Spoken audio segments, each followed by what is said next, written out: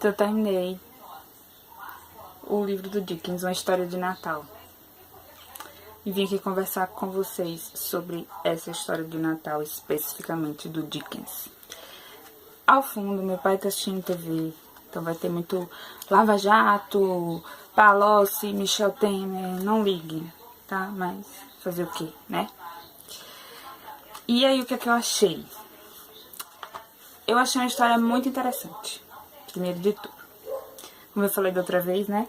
É uma história simples sobre uma coisa não tão simples, que seria esse espírito que algumas pessoas podem dizer que é o espírito de Natal, mas que não necessariamente é o espírito só do Natal, né? Digamos que é uma bondade, uma generosidade, que às vezes as pessoas esquecem, né? E às vezes algumas pessoas esquecem até na época que a maioria das pessoas lembram, que é o caso de Scrooge. Então, como eu falei pra vocês, Scrooge era um sovina, muito rico, muito cheio de dinheiro, mas muito seguro. E um dia ele recebe a visita do ex-sócio dele, que tá morto, ou seja, ele recebe a visita do fantasma do sócio, que avisa ele, ó, vão vir 3 espíritos aqui conversar com você, e aí você vai ter uma segunda chance de fazer as coisas diferente do que eu fiz. E você não vai precisar arrastar essas correntes que eu arrasto durante a eternidade, né?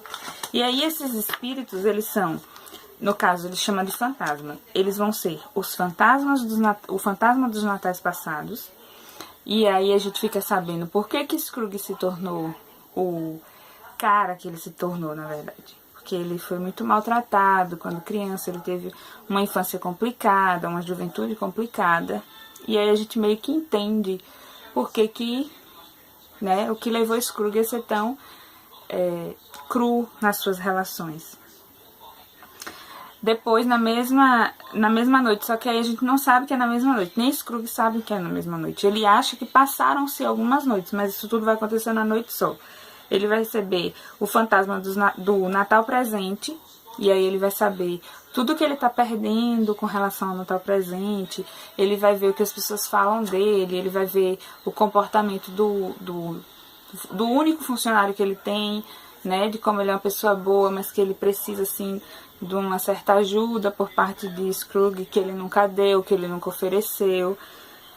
A gente vai ficar conhecendo os familiares de Scrooge que estão vivos e que Scrooge não visita, ou que não participa, sabe-se lá por que ele acabou deixando esses parentes para trás.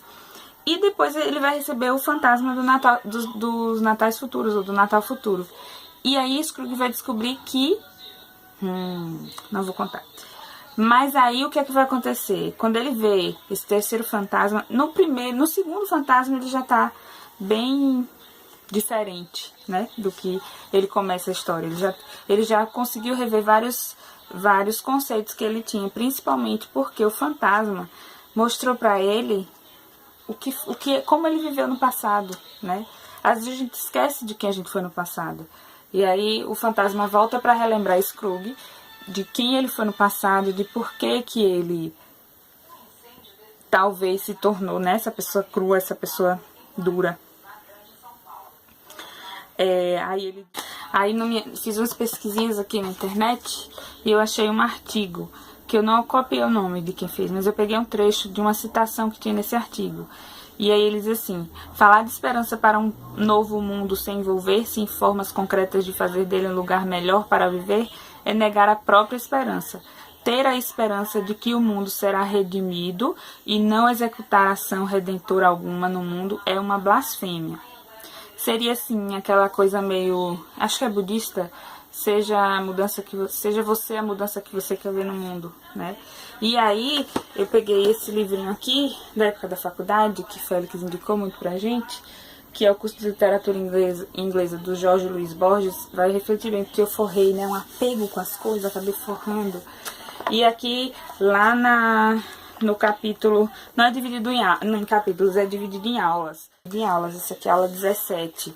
E a aula 17 é a época vitoriana, a vida de Charles Dickens, romances de Dickens. Ou seja, Dickens pertenceu à época vitoriana. E para falar em literatura inglesa, Borges começa mais ou menos assim: a história da literatura que fazemos e que grande maioria faz recorre a um expediente cômodo, que é a divisão da história literária em épocas. Dividir os escritores, reparti-los em épocas, isso sim pode ser aplicado à Inglaterra. Então, para a literatura de língua inglesa, a gente não vai se preocupar muito com as escolas literárias, a gente vai se preocupar mais com de onde aquele autor vem, né? Qual é a época que aquele autor representa. E Dickens representa a época vitoriana. Mais à frente ele diz: a época vitoriana foi uma época de debates e discussões. Sua tendência não foi tão acentuadamente protestante. Há, por exemplo, um forte movimento que nasce em Oxford e tende ao catolicismo. A união de todos esses elementos contrastantes é de difícil definição, mas de qualquer modo existe. Todos os elementos são unidos por uma atmosfera comum, mais mutável, que abarca 70 e tantos anos. Nesse período enquadramos Charles Dickens. E aqui ele vai falar um pouquinho sobre a vida de Dickens. E Dickens era um homem de classe média baixa. E o pai dele foi preso muitas vezes por causa de dívidas, né? Então, ele acabou se transformando num escritor engajado nas causas sociais, né? Em refletir sobre as causas sociais. Aí mais abaixo, Borges diz: no caso de Dickens, a parte social da sua obra é evidente, foi um revolucionário. Sua infância foi duríssima. Para isso, devemos ler David Copperfield, onde pintou também o caráter de seu pai. David Copperfield está aqui, me esperando, e eu estou suspeitando que ele vai ser o primeiro livro do ano, porque eu comecei a gostar muito do que eu li no livrinho aqui do Natal, do Dickens. É muito gostoso de ler. Ele tem uma escrita muito gostosa, muito atraente, assim. Você lê e você nem percebe o tempo passar, porque é bom, é interessante. Aqui ele vai falar um pouco mais de como, por exemplo, seus romances eram publicados em folhetim, e seu eco foi tamanho que os leitores seguiram a sorte dos personagens como se fossem verdadeiros. E aqui ele vai trazer algumas curiosidades sobre essa relação que Dickens tinha com o público, porque ele escrevia em forma de folhetins e as pessoas se sentiam no direito de chegar para ele: poxa, seu Dickens, não mate fulano de tal, poxa, seu Dickens, facilite a vida de ciclano, porque havia essa relação de proximidade entre ele, né? Aí aqui ele vai falar, mais à frente ele vai falar mais um pouco sobre a influência cervantesca na obra de Dickens. Aí eu lembrei desse aqui também, uma das novelas exemplares, porque ele diz: Dickens leu pouco, mas entre suas primeiras leituras estão a tradução do livro de Mil e Uma Noites e os romancistas ingleses de influência cervantesca, romance de estrada em que o fato de os personagens viajarem cria ação. As aventuras saltam ao encontro dos personagens. E aí ele vai falar sobre esse livrinho aqui de Cervantes, as novelas exemplares. Ele vai dizer que as novelas exemplares influenciaram muito na criação do Dickens. E ele fala também que sobre a criação do romance de Dickens. Ele diz assim, que Dickens não se interessava muito com o argumento, mas sim com os personagens, o caráter dos personagens. O argumento é quase um mero meio mecânico para que a ação prossiga, né, progrida. Não há evolução real de caráter nos personagens, são os meios, os acontecimentos que modificam.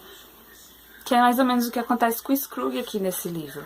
Então, o Scrooge não é uma mudança interna, do interno para o externo. O Scrooge vai mudar porque a situação em volta dele muda. Quando os fantasmas mostram as ações que estão acontecendo, aí a personagem sofre aquela mudança. Então, ele vê como ele foi no passado, ele vê como as pessoas agem e falam dele no presente, e ele vê o que vai acontecer com ele no futuro se ele continuar sendo quem ele é. E aí existe a mudança nele. Quem muda são as circunstâncias. A personagem vai mudar diante das circunstâncias, né? Isso é bem interessante. Eu gostei muito, eu recomendo. Meus aluninhos lá de Carnaíba tá voltando para lá em fevereiro. Peguem para ler, vocês não vão se arrepender. É muito interessante, é muito gostoso. Não é aquele clássico chato que vocês fogem, né? Não é. Ellen não é chato, Milena não é chato, viu? Peguem que vocês vão gostar. E aflorou minha vontade de voltar a estudar literatura inglesa. Já botei o meu curso de literatura inglesa do Borges ali na cabeceira, porque ele vai virar minha bíblia. So sorry, people, mas vai virar minha bíblia a partir de agora. E eu acredito que Dickens seja a primeira leitura do ano. Pois é, essa é a historinha de Natal que eu tinha pra contar pra vocês. Espero que vocês gostem. Espero que vocês leiam. Espero que isso influencie vocês de alguma forma a querer conhecer mais o trabalho do Dickens. Certo? Beijo, tchau.